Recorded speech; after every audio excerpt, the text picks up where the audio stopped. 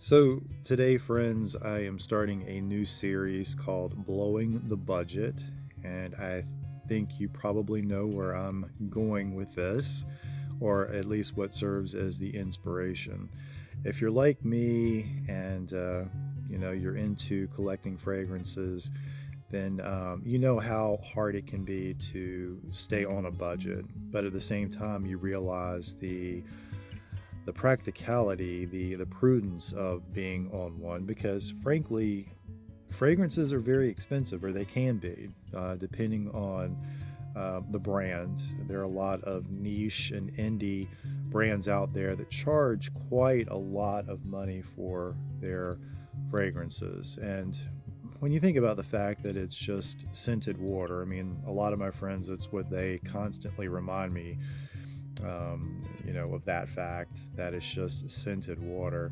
And, for brands to charge as much money as they do for some of these fragrances, it is a little ridiculous. But yeah, so the inspiration for this series, Blowing the Budget, really comes from my own attempts, my sometimes failed attempts to keep myself to a budget.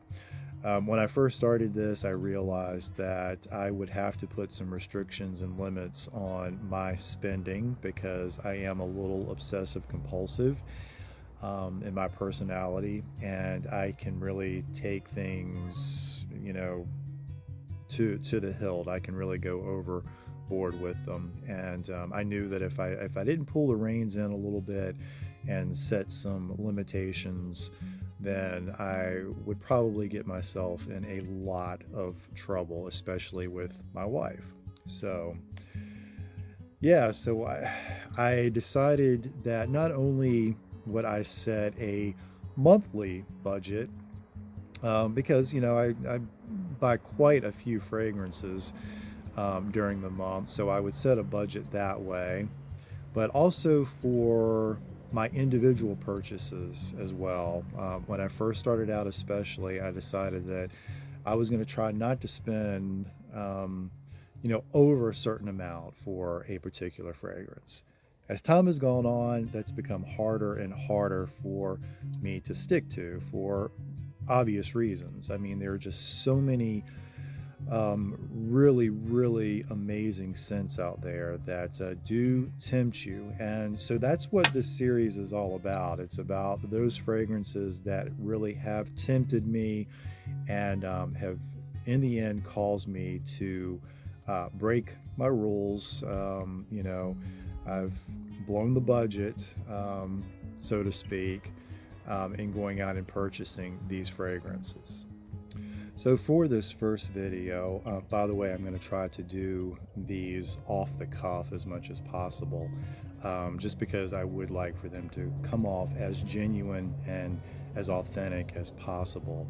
But for this first video, I thought that it would be very appropriate to start with the very first fragrance that kind of pushed me over the edge when it came to budget.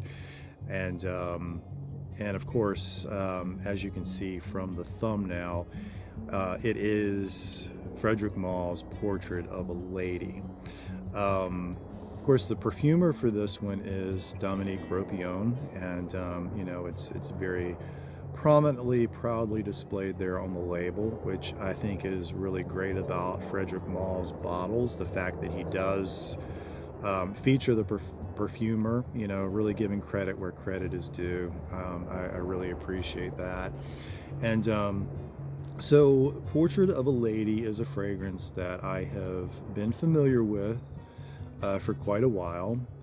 It's one that I knew that I loved, that I really wanted in the collection. But yeah, the barrier there, the hurdle was definitely the price point, because, just going by, and I just have the smaller, the 50 mil version here.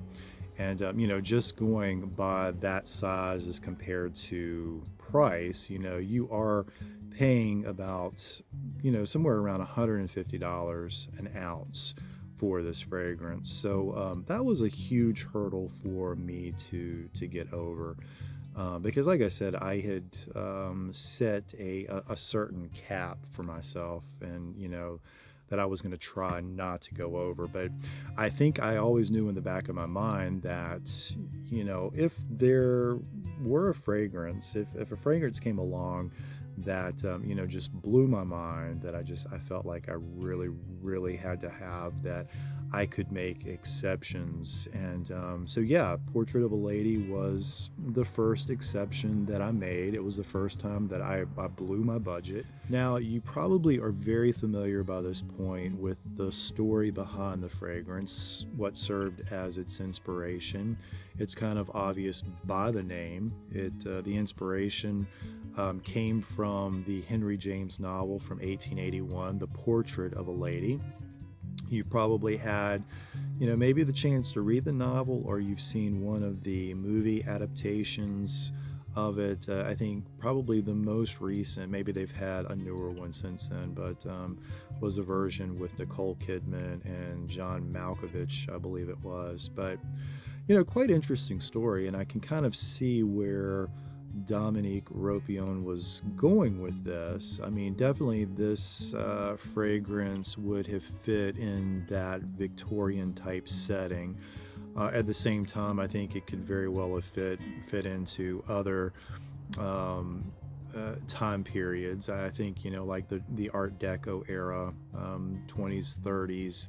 I could see like Daisy Buchanan from The Great Gatsby wearing this. I could see this as being her signature scent. So, that's the thing with taking inspiration from other pieces of art, like fiction. It is very abstract, it's very subjective, open to interpretation. So, whereas the perfumer could have had one idea in mind, or he was trying to evoke a certain feel with the composition, we could very well take this as the buyer, as the wearer, and just get something very different from it. But yeah, I can definitely see where he was going with this. But thinking about the main character there of Isabel Archer and her personality just being a very strong-willed, forthright, independent type of individual.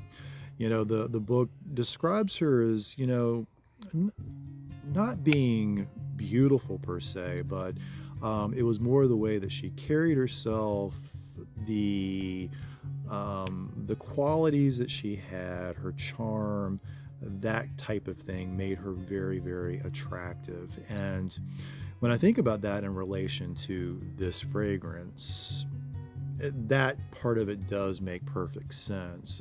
You take the individual notes that you find in Portrait of a Lady, and they might be notes that by themselves you don't find too attractive.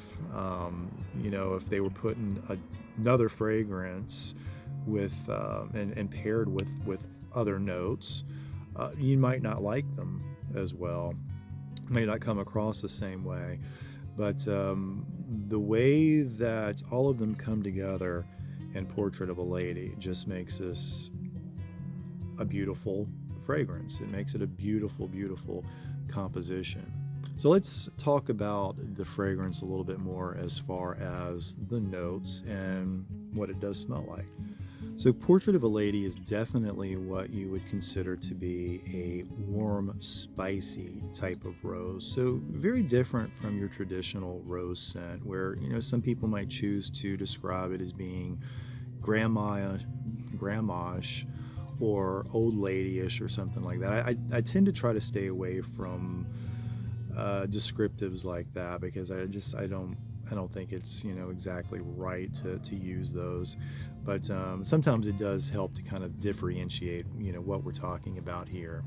Yeah, so it's not like those. It's like your powdery rose. It's your tea rose or anything like that, or even like Guerlain Habit Rouge.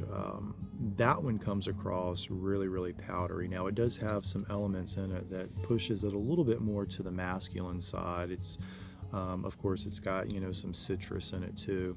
But so it's not even like that at all. This is warm spicy. It's in addition to the rose, it's got like clove, cinnamon, patchouli, incense, amber, and it's got a note in it that here lately I've just found extremely fascinating. I've managed to collect quite a few fragrances that feature this note, and that is raspberry. So the raspberry in this is just it's amazing. It's just a supporting note. I mean, it doesn't come across too heavy, too overwhelming. It's very nuanced, very light, but you definitely pick it up, and it supports the rose so beautifully. So yeah, I mean, you've got some of that smokiness, underlying smokiness from the incense, and it's just, I mean, it's a true masterpiece. Now, upon spraying it initially, you do have to give it a little bit of time. Some might find it to be very strong, very bracing from the start, but it doesn't take very long for that to die down, for it to soften, where you start picking up some of those other notes. I mean, you do get that immediate burst of rose. I mean, that is like right there in your face. But very quickly you start picking up on those spicy elements. You pick up on that raspberry, of course, and then you start noticing that smokiness. So yeah, I mean, it's a marvelous scent. So getting down to brass tacks here, if I were asked the question, do I regret having blown the budget on Portrait of a Lady? Well, my answer would have to be a definitive no. I do not regret it at all. In fact, I'm very ecstatic to have this in the collection, finally. I don't know what took me so long to pull the trigger. I feel like that I should have just like bit the bullet a long time ago and, just went ahead and bought it. But again, it is what it is. I think a lot of it really comes down to how much value you place on something.